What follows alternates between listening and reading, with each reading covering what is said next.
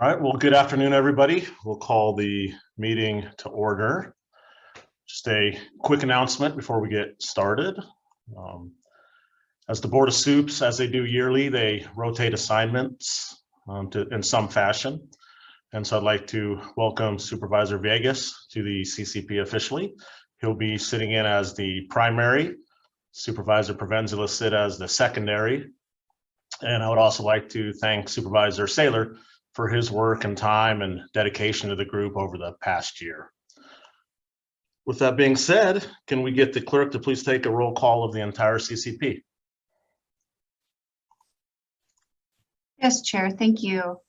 I'm trying to move Jonathan Raven over, just letting you know, but somehow it's just very slow, or he has an old Zoom. So I don't know. I'll keep working on getting him over. So right now he's an attendee. Oh, I think he just moved in, so I think we're good. All right, thank you so much. All right, so we'll start with Member Evans. Here. Member Johnson. Here. Member Larson. Present. Member Lewis. Here. Member Miller. Here.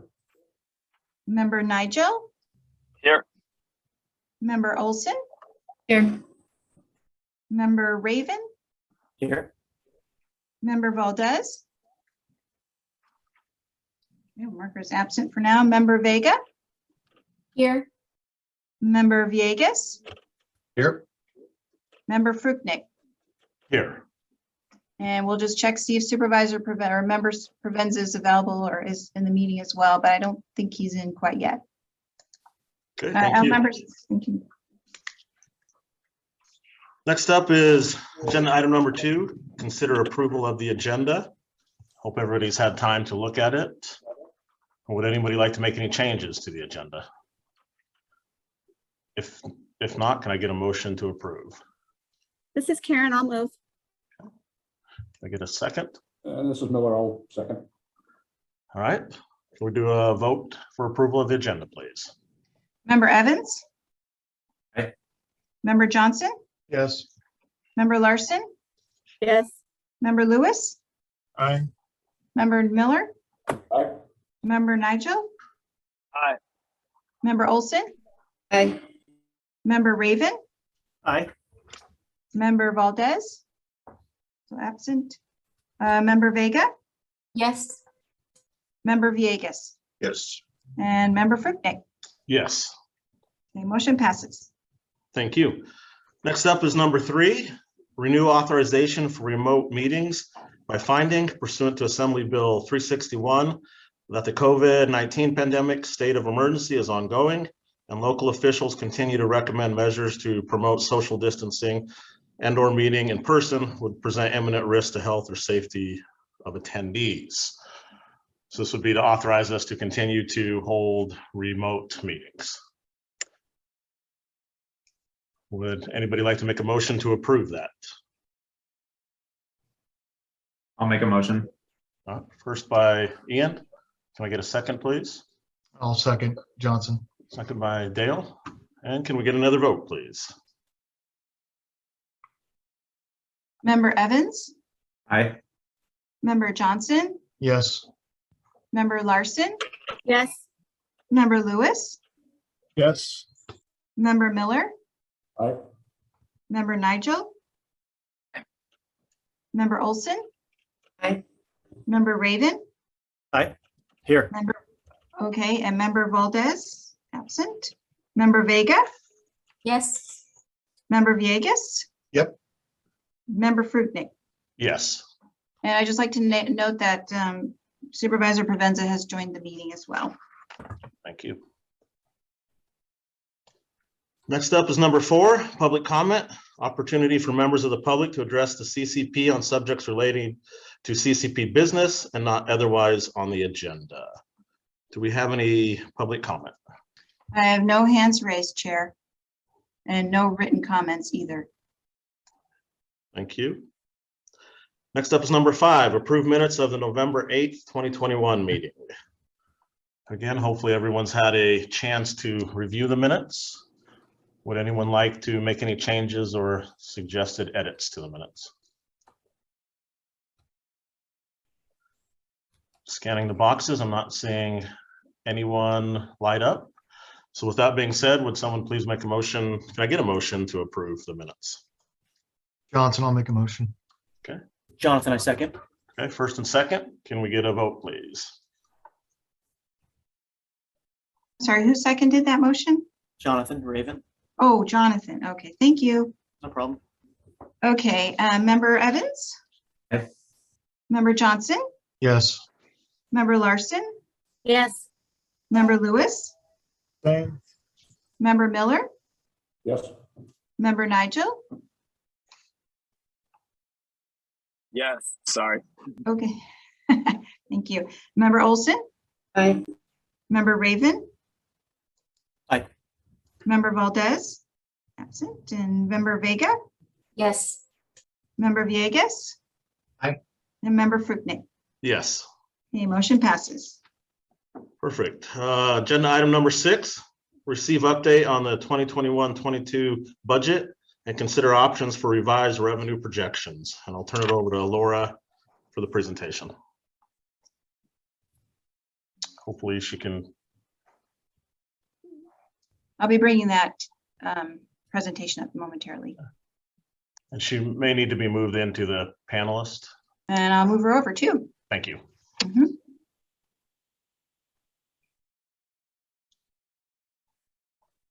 I think she's in.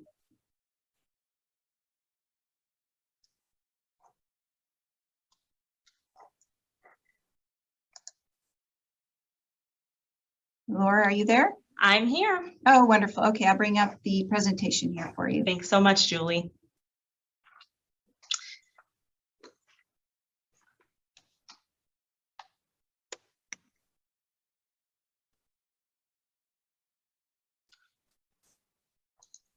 All right, good afternoon, everyone. Laura Liddicoat, CCP Fiscal Support with an update today to the fiscal year 21-22 CCP budget. Next slide, please.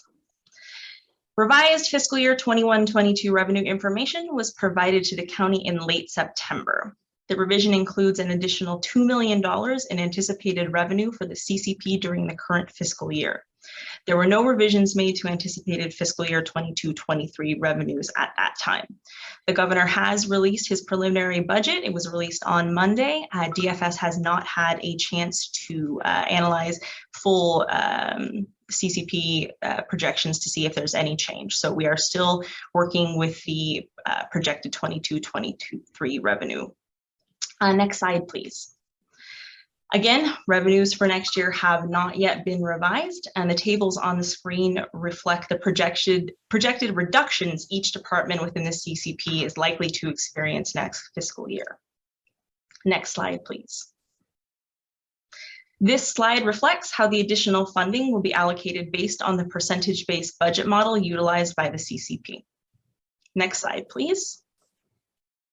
In considering how to address the additional funding, staff have prepared 3 options for CCP consideration. Option 1 would allow additional revenue to simply fall to departmental fund balance.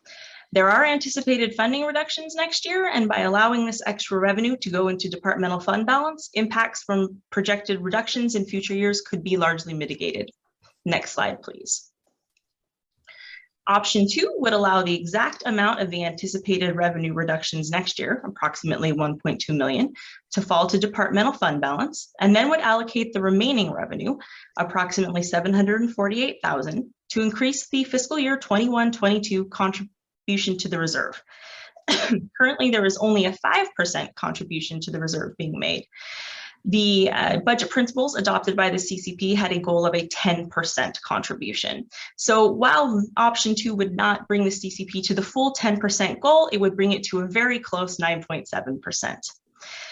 It should be noted, while this model addresses all of the projected revenue losses for next year, those departments with FTEs funded through the CCP will likely see additional deficits due to COLAs, merits, equities, and other personnel expenses. Next slide, please. Option 3 utilizes more of the unanticipated revenue to fund the reserve at the full 10% goal. It would then allow the remaining unanticipated revenues to fall to fund balance to address a large portion of the projected fiscal year 22-23 reductions. Again, any departments with FTEs would likely have additional deficits to overcome. Of all three of the options presented, staff recommends option 3 as it allows the CCP to meet its reserve contribution and it mitigates a large portion of the projected revenue losses. Next slide, please. Happy to take any questions at this time. Thank you, Laura. With that, I'll open it up to the CCP for questions and comments.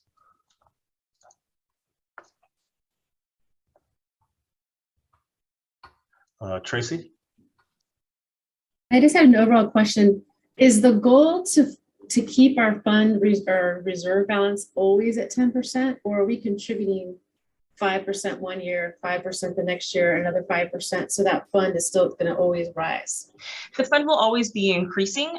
This year, we had because we had to wait until the adopted budget, we kind of did things a little bit backwards. And we just made the 5% because that's how we had originally approved the budget.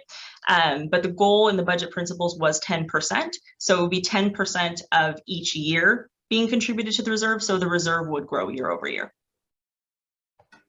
Is there a cap, or do we want it to continue to grow without being spent? There was no cap set. So reasonably, it could continue to grow until such a time as the CCP chooses to utilize it for something. I was on the budget ad hoc. I didn't know that's what we were doing. I thought we were just saying we want to keep a savings account. I wasn't aware of that either. I don't know why. It seems like it would just be 10% always, and I don't know, as opposed to 10% a year. That doesn't make a lot of sense to me.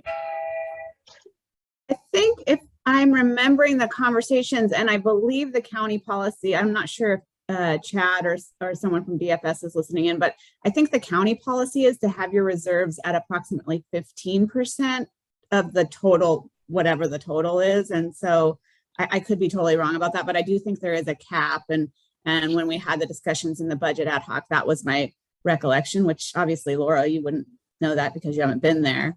But I do think we probably want to cap on the amount we have sitting in the reserves. I think it's really good time to build up our reserves and fully support doing so in line with the county policy. I remember a similar discussion, what you just said, Karen, that we were going to try to align it to what was happening within the county, if we were able to do that. Yeah, I think the goal in the county has been 15%. We haven't reached that yet, but it makes sense to try. And once it's reached, though, there's no reason to then continue to pack money away.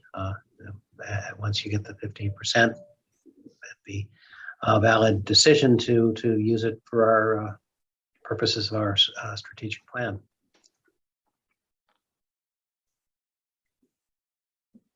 Laura, you might have covered this in that very first slide on there. I'm not sure, but I know a few of, because the fiscal process is always a little bit behind, July 1st, there was full year allocations for like treatment and innovation that. And so some of those programs or the staff as a result of funding haven't been fully hired yet. And so I'm wondering if we know at this point, if there is some savings from the current fiscal year, and if that's able to be rolled over to help with that, like the reserve or what we're projecting as deficit by department for next fiscal year. Right. I have done some preliminary analysis of the CCP as a whole finances as of December 31st. I am seeing several units with savings projected. I don't have a specific number. I will prepare those documents as part of the county's mid-year monitor process, but I can certainly bring that information back at the February meeting.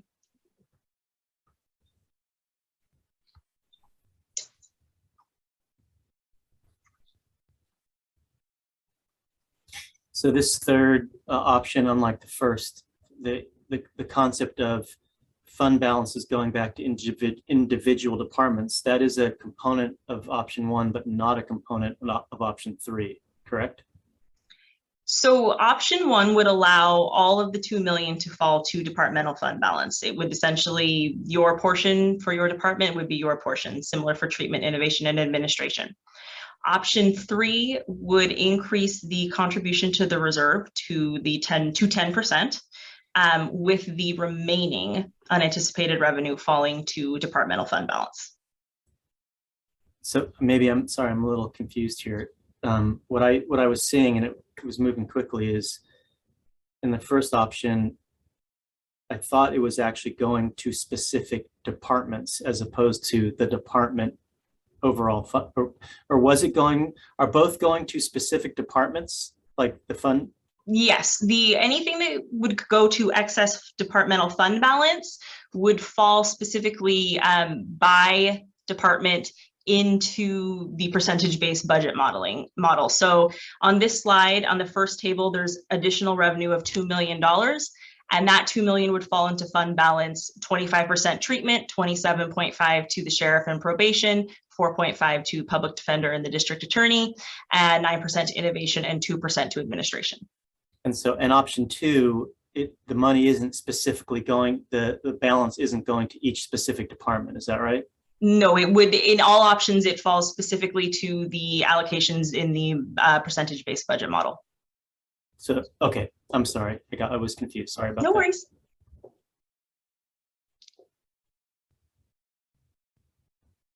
The reason why I was asking that question is because I thought that in one of the models, the balance was going to like a general fund balance as opposed to the specific departments. And I was thinking if that was the case, which it isn't, it might be a good idea because not every department is going to need to tap into that extra money, and they may even have some savings, you know, in terms of hiring staff and everything like that, how that works. So, I mean, I don't know if that's a model that ever happens, but I was just thinking, rather than just throw it back at all the departments, you know, if there's a department that was short, they could, you know, sort of apply for it to the full CCP. But what we've seen in the past is often there's actually a fund balance for each department, savings. I think Yeah, staff prepared 3 options. They are certainly not inclusive of every decision the CCP could make. I think we did talk about that, Jonathan, for innovation and treatment specifically, because those aren't really necessarily like a traditional department allocation. That, you know, the different folks applied for those, and if they underspend them, we kind of talked about those funds going back into those buckets, not necessarily staying with the contract provider or whoever received the treatment or innovation funds, which was a little different than the departmental funds. I believe Tom Haynes is on now as interim CFO, and he wanted to speak to this. Hi, good afternoon, everyone. I just wanted to address the reserve issue that was brought up a few moments ago. Just to clarify, the county's reserve policy is 10%.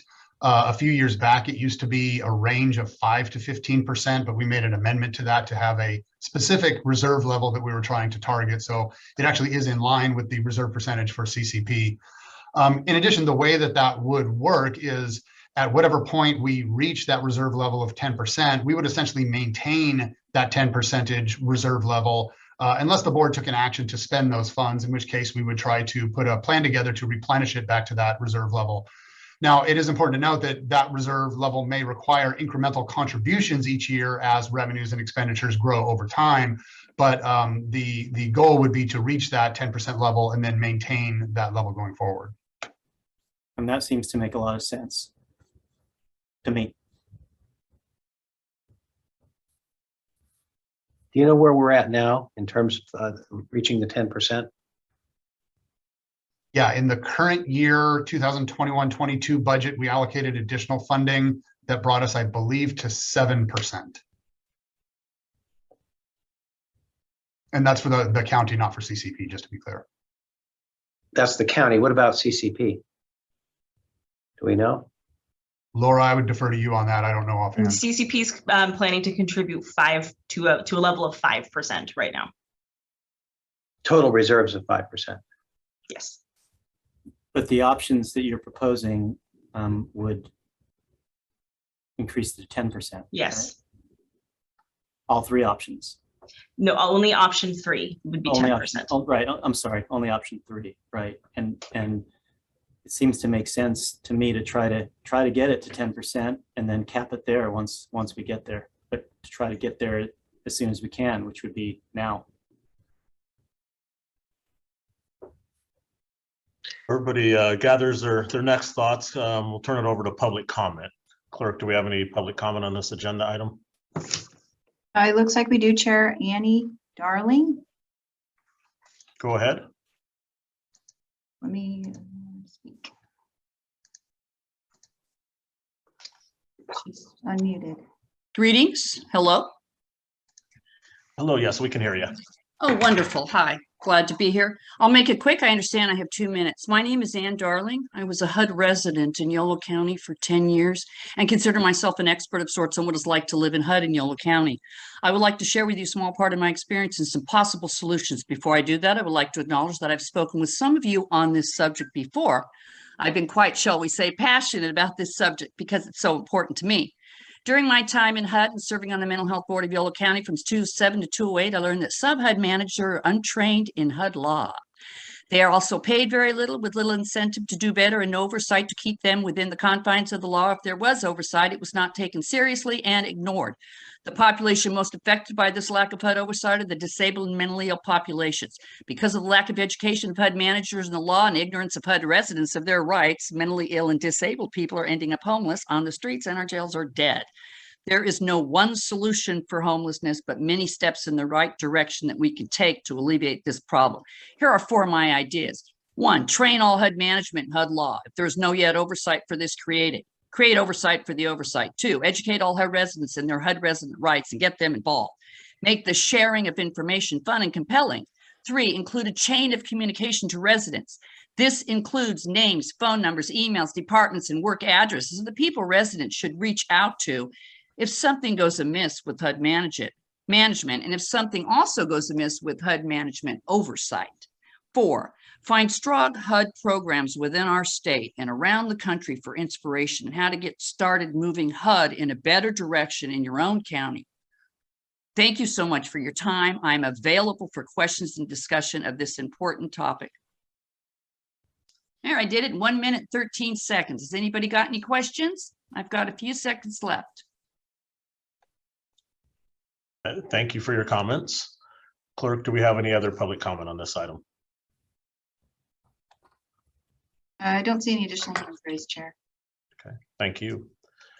I'll open it back up to the CCP for further discussion, or if we're at the point where someone would like to make a motion, we'll entertain motions. This is Karen. I'd like to make a motion for option 3. Okay.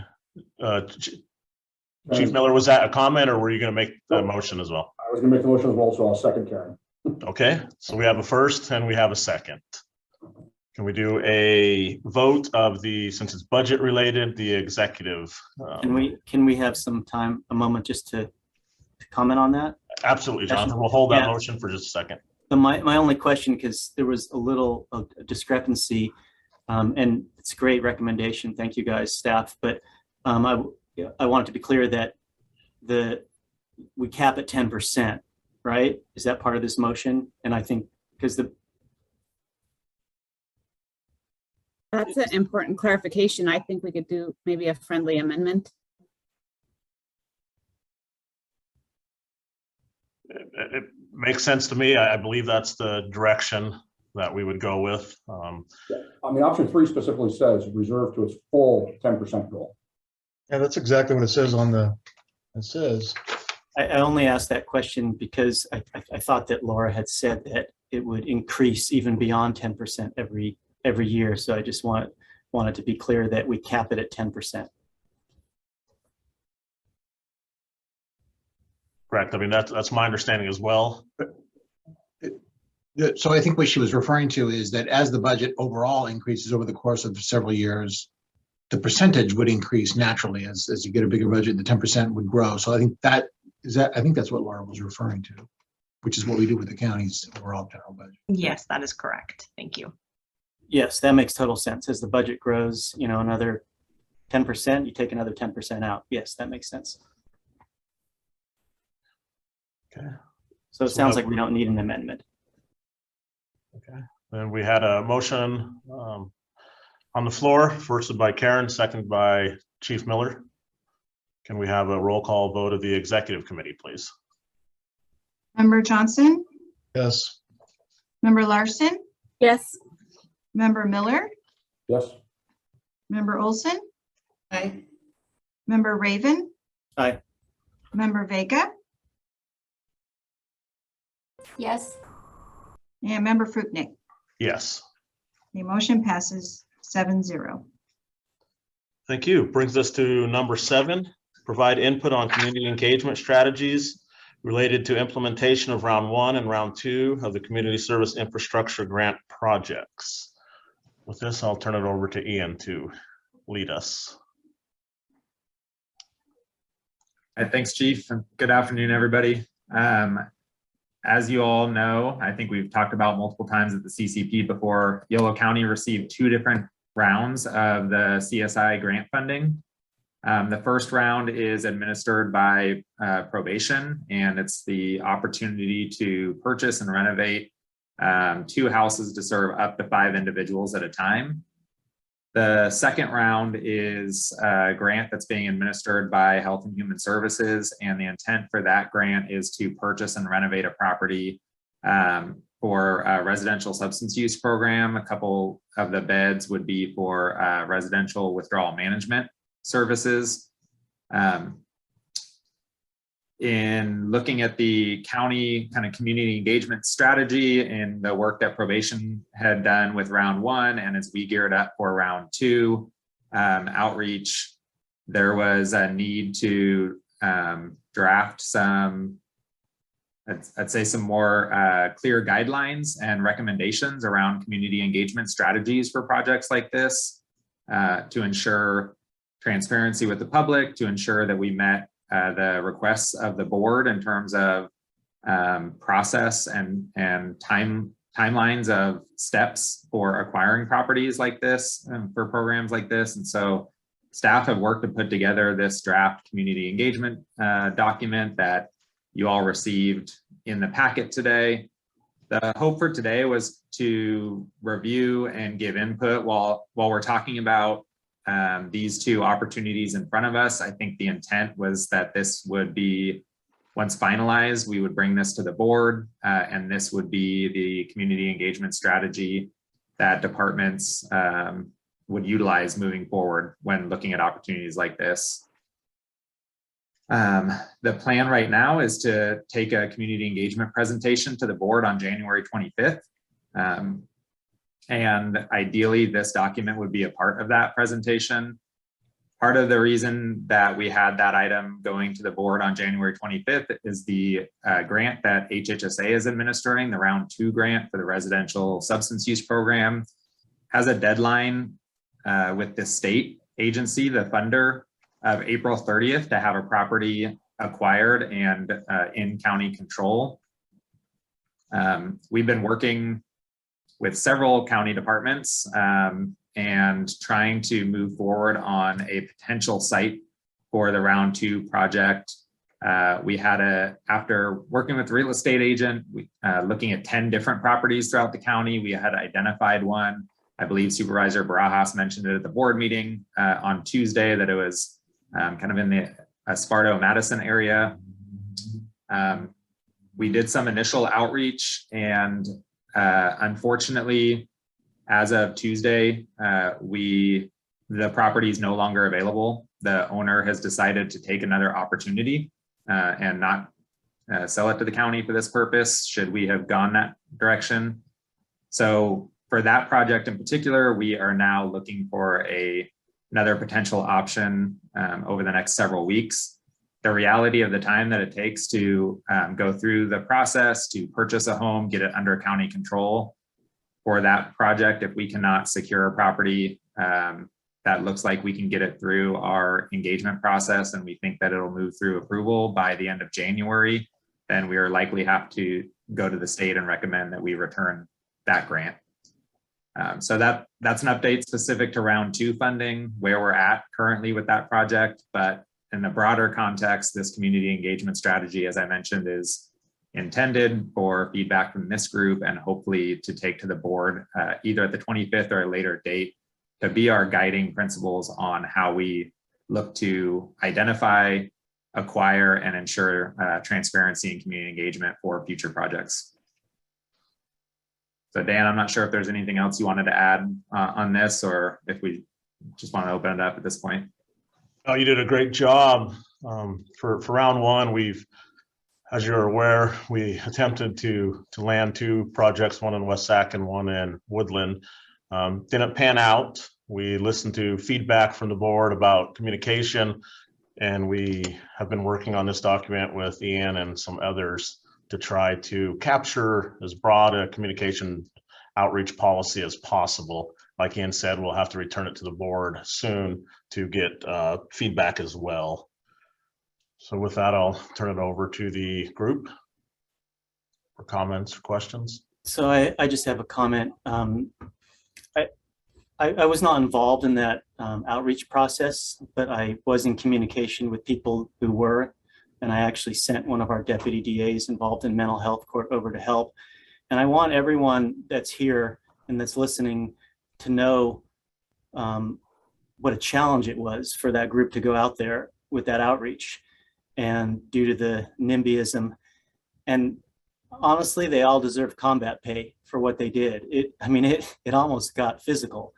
And sometimes I feel like some of us at the 30,000 foot level that aren't out there doing that don't understand that, and we're putting time constraints on these endeavors without really understanding, and I'm sure some of you do, but what it's like to go out there and deal with a mob, basically. That's how it was. And one comment I have is, I know we want to have this housing in the community because it's important for this population to work on things and be in the community.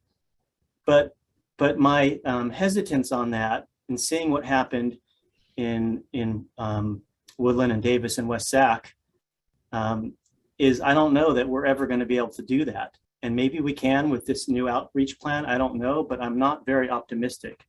It's not because of the people doing the outreach, it's because of the community. I understand where they come from. It's a challenge. So just, I want to put this out there that we may at some point want to consider housing outside the community, on the outskirts, where we won't have the same challenges in terms of neighbors with pitchforks trying to oppose this plan. That's all I have to say.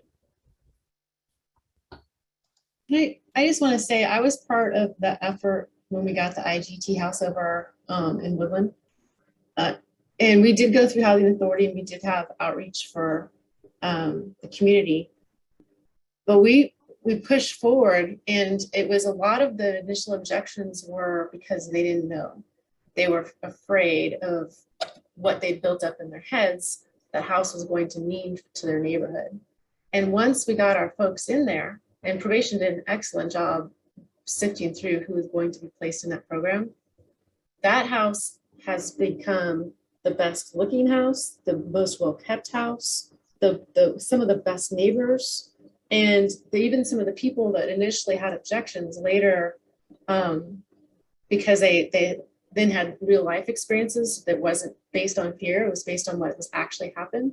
Those objections went away. So I don't know what the right answer is, but I feel like we're setting ourselves up for failure by doing so much outreach. You're always going to get objections. And I think we have to just determine for ourselves what objections are reasonable and what are not, and what we want to do anyway. Because these are folks that are living in our community already. We're not bringing them in from a different place. These are folks that deserve to live in our community. They are our neighbors and brothers, and everything that you go down the list. And I'm leery of buying into the hate and the stigma that exists. And I don't know exactly what the right answer is, but I wanted to say that. I'll chime in a little bit on this one. I mean, I spent about 20 plus years as a regulator with the Department of Alcohol and Drugs, citing substance abuse treatment facilities for probationers and parolees up and down the state. And you're both right. I mean, there is no perfect formula. Timing is everything. The reality is emotions are running high in the communities right now. We're in the midst of a significant shift in the criminal justice system. The pendulum, is likely to swing.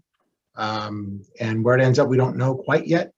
I have a tendency to feel as though the best way to cite these facilities is often if a community embraces it, because when it doesn't, it politicizes it in a way that makes it almost impossible, as we saw. And yeah, combat pay is probably going to be the next thing you have to offer staff that try to cite these facilities when there's community resistance. Very dangerous for staff, for sure. But I agree. I think in part, one of the things we need to be mindful of is accepting the fact that not every neighborhood at every time is going to accept these facilities. And I think the policy ought to allow flexibility to say, look, if there's resistance sufficient to warrant, rethinking it, then we rethink it. We don't force a square peg into a round hole. It's not good for the clients. It's not good for staff. It's not good for the community. So I think, like Jonathan said, thinking about it as not one way or the other, but trying to find a way to make it work where the residents are getting access to the services that they so desperately need. But if it doesn't work, then we need to pivot. And I'm not opposed to finding facilities that are outside of, a tight-knit neighborhood, and then pointing to that to say, look, that's what it can be, and using that as an example when they are successful, because not everyone's going to be successful. But I think we need to remain flexible in our policy and not feel as though we need to force it to happen in neighborhoods that frankly are dangerous for everybody. So that would be my thought on it. I'd like to comment. I agree with what everyone is saying, even though they're different things, because they're all true. One of the problems in trying to do the outreach is when there's a short time frame and people in a neighborhood feel they're under the gun, or that somebody's trying to jam something through, then it immediately creates opposition, where it's possible that if people were brought along, that they might be more accepting. For example, when they hear probationers are going to be placed in the neighborhood, okay, what probationers? What criminal background? Are there limits on who could be placed? What are the protocols? What's the level of supervision? What are the protocols if something goes wrong? What's our continuing involvement as a neighborhood?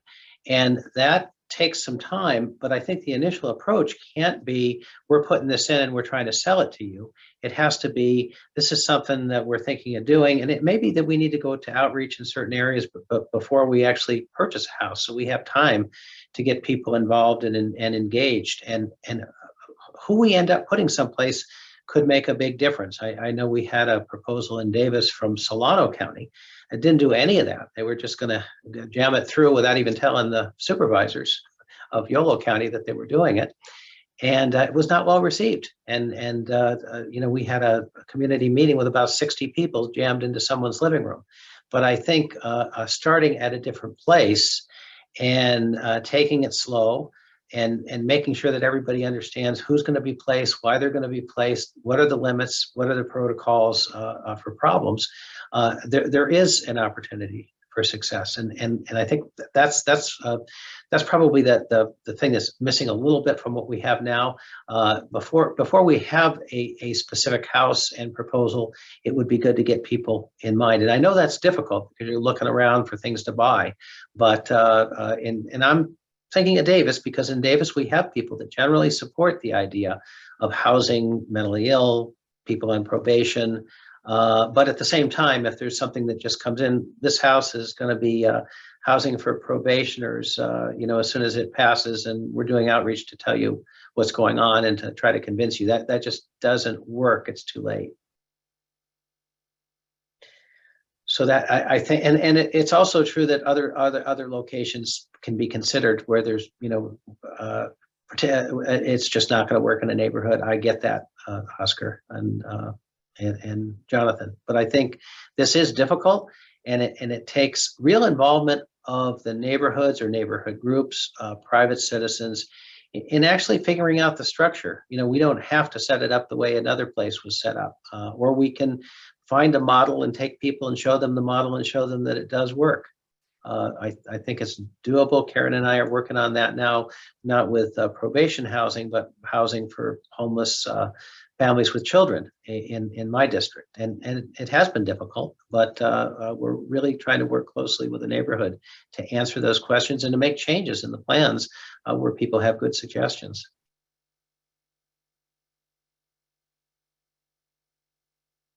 So that's all I've got now. It's hard, but I think it's doable.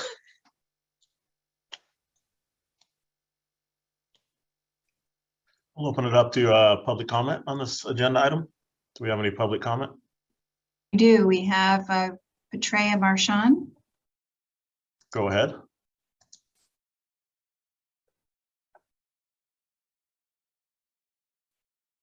Good afternoon. Thank you so much for the opportunity for public comment. My name is Petrea Marchand. I'm the president of the Yolo County chapter of the National Alliance on Mental Illness. And I just wanted to say thank you for putting such a comprehensive community engagement strategy together. We obviously feel very important that that type of community engagement is essential to the successful siting of these important projects. And I noticed you mentioned our organization as a potential partner, and I wanted to just emphasize that, of course, we are that partner. Please feel free to reach out and we will help in any way that we can. I also wanted to support some of the ideas that were discussed. Number one, allowing sufficient time for community engagement is essential. It's a very time-consuming process. Number two is involving family members in the process. One of the reasons that Pine Tree Gardens was successful in Davis on a 3-2 vote in the 1980s was because family members went door to door telling their personal stories about the need for housing for their loved ones. And it was just enough to get those 2 permits cited in Davis for 28 adults living with mental illness, which are successful examples, which leads to my other support for the point of always developing case studies of the successful examples so that you can use those in your discussion with neighbors who I think 1 or 2 of you pointed out may be afraid. A fourth recommendation that we have is to establish a written communication strategy and communicate it to the public. We found that it's very helpful to have it in writing so there's very clear expectations about how much time there is to provide comment. Obviously, the in-person contact, I know COVID makes it hard, is important. There's a lot of different strategies to use. I saw you're going to interview people about best practices. We think that's a great idea. And David Thompson with Neighborhood Partners has really pioneered in our area some of the strategies that you can use, such as finding a neighbor who's supportive and asking them to host a coffee with other neighbors, which has been successful for some of our other projects in Davis. And again, just focus on looking for neighborhood leaders who will support the cause. I'll just close by saying thank you so much for taking the time to develop this strategy, and we look forward to partnering with you in the future. Thank you. Do we have any other public comment? Yes, we have Francesca Wright. Go ahead. Wonderful, thank you as well. I think Petrea did a beautiful job of summarizing many opportunities. I want to just state that YOLO Power, People Power was created to help support alternatives that help people who may be implicated in the criminal justice system. And as such, I encourage you to add us to the list. We are happy to work with you on this. And as change agents in the community for alternatives, we understand the importance of building allyship. And this seems like a really good allyship with particularly the people that are involved in the CCP. In order to make change, we work really hard as well in public education and letters to the editor and op-eds. And I think that has been really effective for us, but also building on allyship with others who have compassion. So the communities of faith have been a very important ally for us, and I encourage engagement with them. I don't see any possibility of getting something through in the next 2 weeks. You really have to prepare the soil before you plant a garden.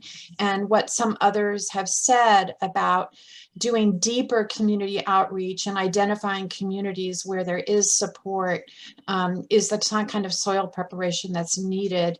And let's just not stop on this. Let's not give up. Let's keep working together. And I am confident we can find locations where people who are really doing big work in transitioning their life situation can get the support that they need. So I encourage you to keep this up. And I don't see how the January deadline is doable, but let's work on a longer term strategy. Thank you.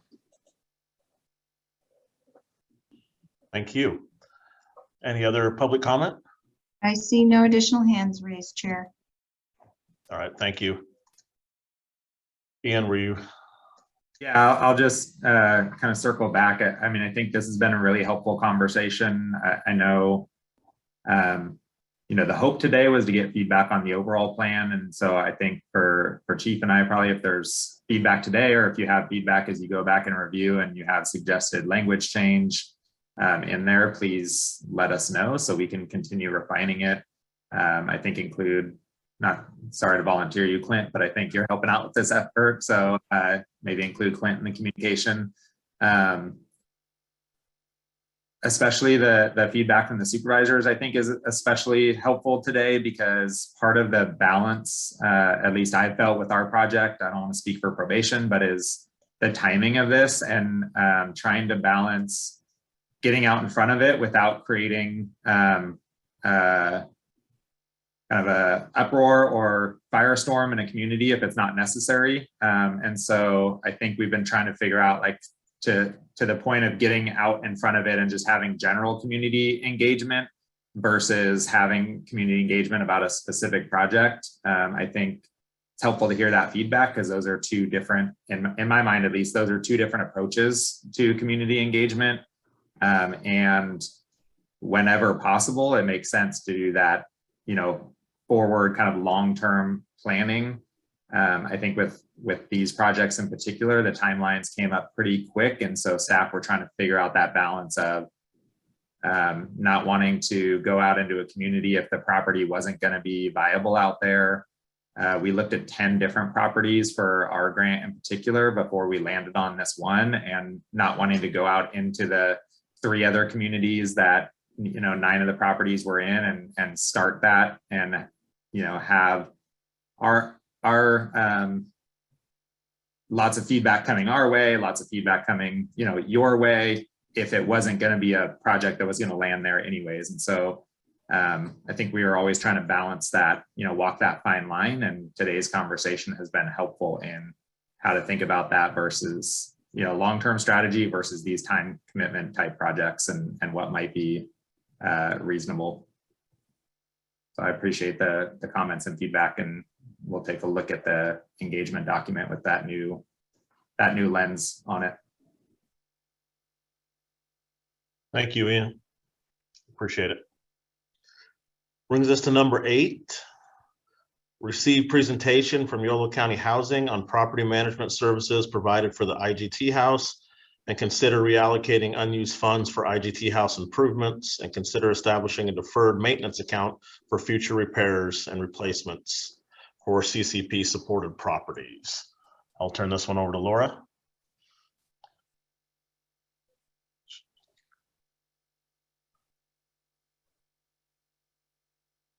Hello again. Sandra Segrist is also here, if she could be moved over as a panelist. I think I'm on. Oh, perfect.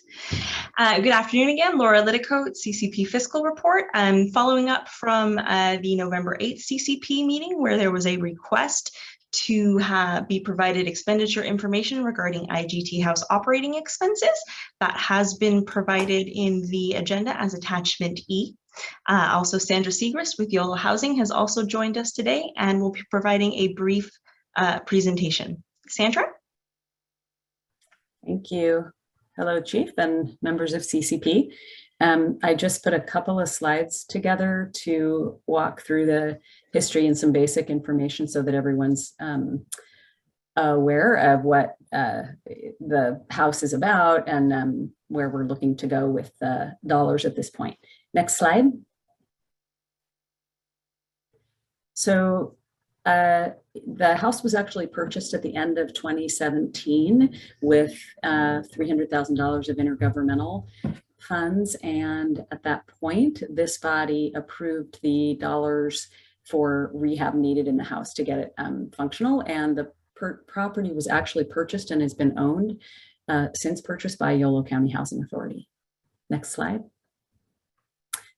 So I'm not going to read all this stuff. The purpose of this house is to provide transitional housing for individuals who are on probation and who are low income and Medi-Cal eligible. So what I put here was in the contract from the start, the roles were set up very specifically for what the county probation department primarily and some health and human services staff do, and then what the housing authority would do. And this is actually the property that Tracy referenced. It's been, as I understand it, I wasn't with the housing authority at the time, but as I understand it, there was a bit of a bumpy start. From what I've heard, not near as bumpy as what we just went through with proposed other projects, but it wasn't just great, bring it on. There were dilemmas, and much of the stability since that time has been this really focused programmatic oversight of the individuals who are, first of all, chosen by the county to live in the property, and then how they are supported to both understand their involvement requirements with their probation status and why they are being offered the housing. The role of the housing authority has primarily been to provide maintenance, keep the house standing, and the one program-esque piece has been to provide coaching on housing skills with the individuals in the house, and that's done in tandem with probation, and also to offer what's known as a rent-ready curriculum that's heavily focused on helping the individuals understand the basic requirements when you rent a place, your lease requirements and your timely payment requirements. Next slide. So as I understand it, the budget across the last, it's been almost 4.5 years, has been historically underspent slightly. And at this point, this was brought forward in concert with probation, but these needs to purchase certain items and do a little bit of capital repair to the house are above the existing budget. And so they're itemized here. I will say, because it gets to what I'm going to talk about on the next slide, that the two items on here that are the biggest amounts, which are flooring throughout the house and an irrigation system, are the big lift. They're the big expense here, and they're capital improvements, which is why I wanted to talk some about that as a separate item. The other items are basically small and help the tenants keep the house in good repair. The mattresses and bed frames actually are on there because those were purchased associated with the project we were hoping to populate in West Sacramento. And now that didn't happen, we have 5 new beds. And so the request was to move them from that empty house to this one because they could use the new beds. The budget piece on here that Laura can address if there are questions about it is the savings on the current year budget is the amount at the bottom, which then leaves the total of just over $15,000 in the current needs request. And I think the staff report outlines what the request is to move dollars from treatment to this purpose. Next slide.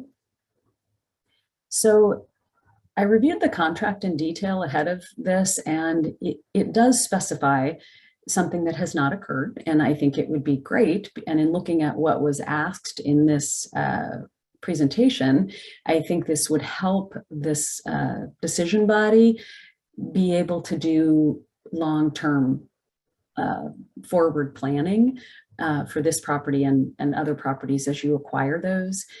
The purpose of the capital plan is to have the various parties involved in the property do a walkthrough and identify core functioning equipment in a property, such as your heat and air system, your roof, your plumbing, and also necessary functional things in the house, like your appliances, and to put together a 5 to 10 to 15 to 20 year strategy for how and when you might fundraise and purchase those replacement items, so that you're not surprised, like, oh, the whatever's going out, the air conditioning system, and then when it's looked into, oh, that was 25 years old and it needed to be replaced. And so it really is a forward-looking strategy that needs to be implemented. So my proposal around that is that we engage the property walk, we draft the plan, talk through anticipated cost and financing options, and then bring it to CCP for consideration. Okay, next slide. That's what we have today on that property, and I'm happy to answer questions.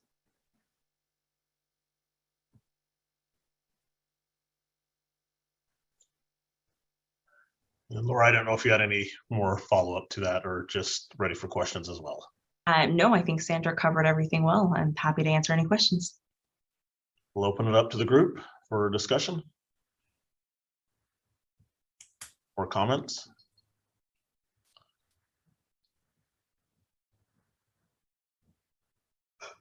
Where is this located? Here in Woodland on Buckeye Street. Okay. It's Jonathan. I just want to say thanks, Sandra, and where have you been? We miss you.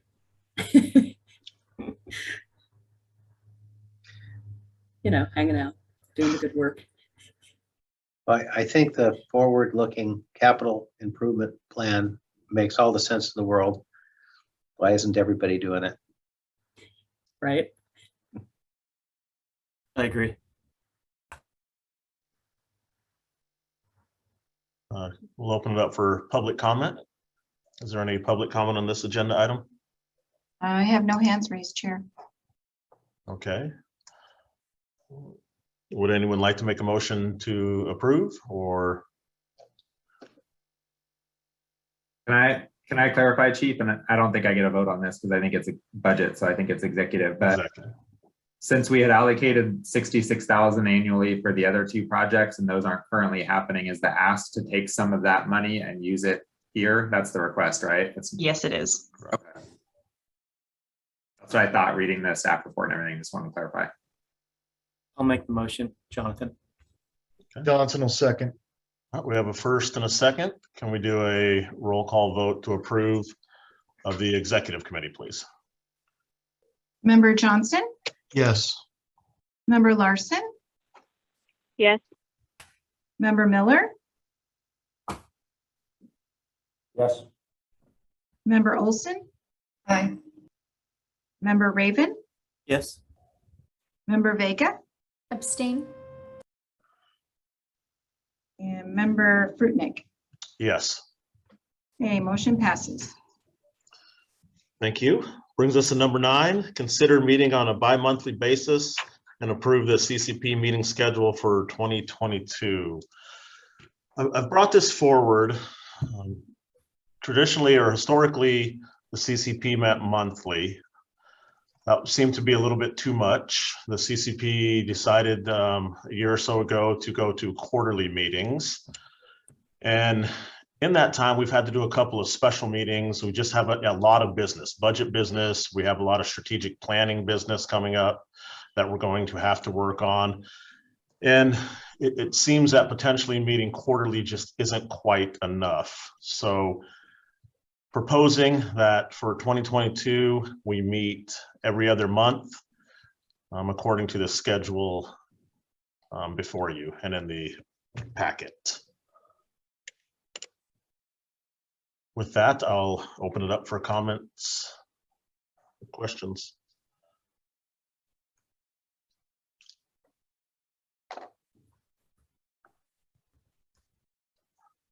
I'm not seeing any.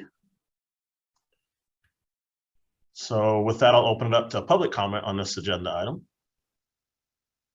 If we have any. No, we don't have any public comment on this item. Okay, thank you. Do we have a motion to approve? Meeting bi-monthly with the attached agenda schedule for 2022? So moved. Karen, I'll move. I'll second. Jonathan. Okay. Can we have a vote of the full CCP, please? Member Evans, Aye. Member Johnson, Yes. Member Larson, Yes. Member Lewis. He had to leave. Oh, that's right. Member Miller, Yes. Member Nigel, Yes. Member Olson, Aye. Member Raven, Yes. Member Valdez, still absent. And then we have Member Vega, Yes. Member Villegas, Yes. Member Fruitnick. Yes. The motion passes. Thank you. Number 10, receive update on mental health diversion program. And I'll turn this over to Jonathan. Thank you. And I'll ask Tracy if she has anything to add. So this was the proposal that Tracy and I wrote, also with probation actually, for the funding for the new mental health diversion program. And I just wanted to make a brief report. You got something in writing, just so you know how your money's being spent, and it's being well spent, it seems. We're rocking and rolling. We already have 7 referrals. The court has been great in that they're bringing back Judge Guard as a retired judge to be our judge. And we're very, very excited. So thank you all for voting for that funding. And I think it's going to be a great program. And I'll keep you updated as we move forward. Tracy? Nothing to add. Any concerns, questions, or comments from the body? Doesn't look like it. Can I open it up for? Sorry, Chief. Oh, did you? That was. I have a question. Oh, go ahead. Can you, Tracy and Jonathan, can you remind me like the target population for this program? Are you looking at felonies, misdemeanors, both? I know it's mental health diversion, but I imagine there'll be some co-occurring folks in there. So we're looking at felonies primarily. Also not ruling out misdemeanors, individuals who are committing misdemeanors that look like they're on their way to committing felonies. The diagnoses are based on 1001.36, which is almost any diagnosis just about in the DSM-5. Although it's called diversion, and that's the goal, there will be some cases that go in there with individuals who actually plead and are put on probation. If not, those individuals would have nowhere to go because those are people that would not be suitable for mental health court. And so we're not excluding them, though the goal is diversion and the goal is felonies. Right, it's not pre-plea diversion. Well, I guess it's not pre-filing diversion. So people are brought into the system and then they avoid convictions. It's that type of diversion if we do it right and everyone agrees. Otherwise, yeah. And I know it's open to 101.36 as you mentioned. So it could be mild to moderate mental health folks, or it could be SMI folks. You're muted, Jonathan. I was off mute and I muted, sorry. That's correct. And it could be mild, moderate, SMI. You know, a lot of those SMI folks will go to mental health court, but mental health court isn't the right fit for all of them. So we're pretty open. And what's interesting is, so AIC and MHC, it's pretty much a one size fits all in terms of the programming, very, very, very structured.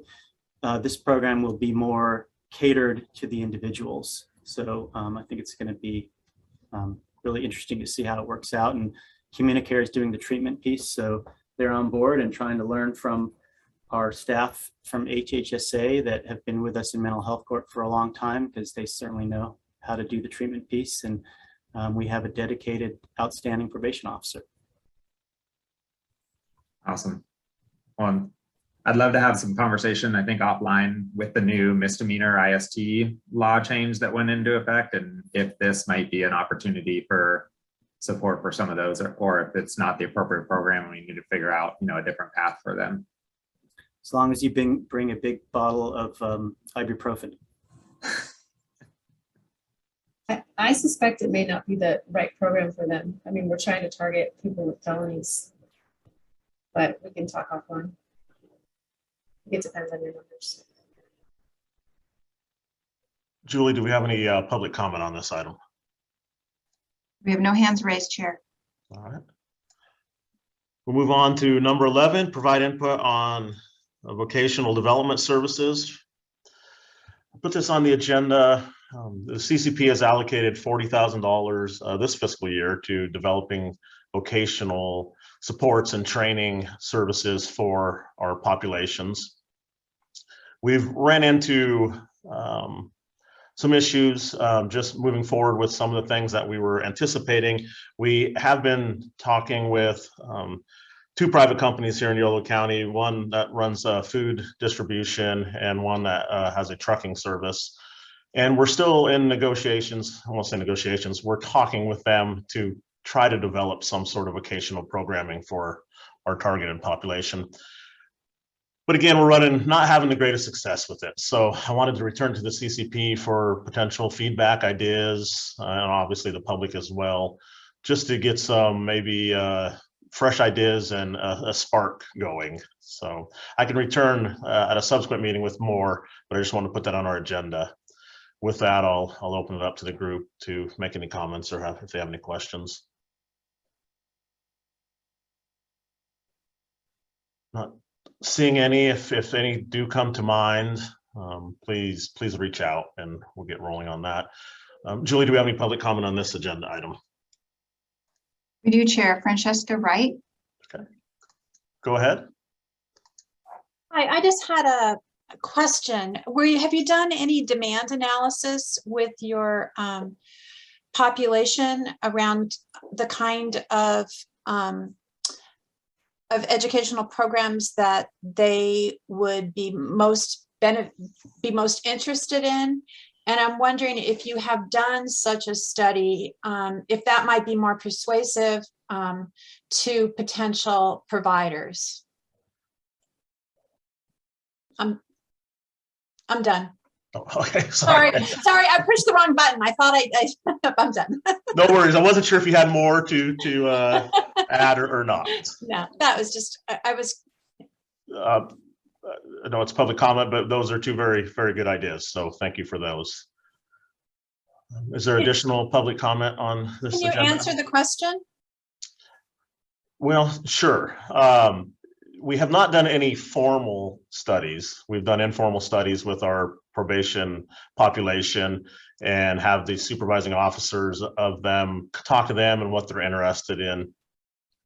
So the short answer is no, we've not done a formal study on it. But again, I will say very, very good ideas. So we will proceed as appropriate. And I'm sorry, I forget, was there additional or no? I have no additional hands raised, Chair. Thank you. Which brings us to number 12, receive update on the Day Reporting Center recidivism study. As you're aware, we developed a work group to work on developing a recidivism study for the Day Reporting Center. There's members of the Sheriff's Department, District Attorney, IT, probation, and some others on it. We hope to have a report out at our February 14th meeting, a special meeting of the CCP. What we've done is we've looked at 2018 cohort of not just successful completions or what we've deemed previously as successful completions of the Day Reporting Center, but of the total referral population. And we're working with Kevin O'Connell to crunch all those numbers and do the analysis on it.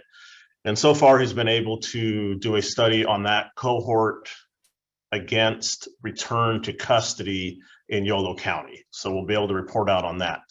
We are working on getting some additional information such as arrest data, conviction data, etc. However, we're running into, as you're aware, a lot of this is very specific protected information, and we're working together collaboratively to figure out how we can get the necessary data and make sure we're in compliance with all laws and regulations for that information.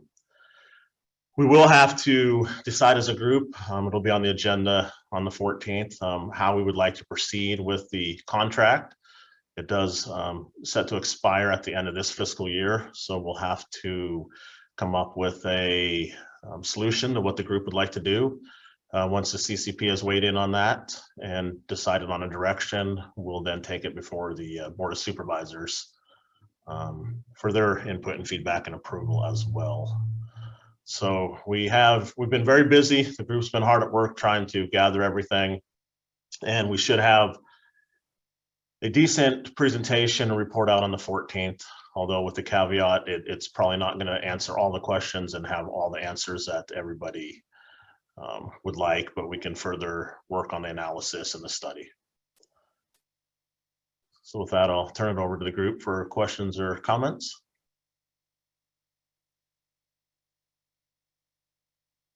Seeing none. Julie, do we have any public comment on this agenda item? I don't see any hands raised, Chair. Thank you. Brings us to number 13, member announcements.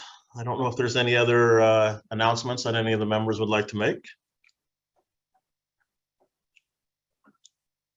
Again, not seeing any boxes light up or anybody unmuting themselves. We'll move on to number 14, which is concluding this meeting. We will see everybody on February 14th at 1:30 for the special meeting dedicated to the DRC recidivism study. Thank you. All right.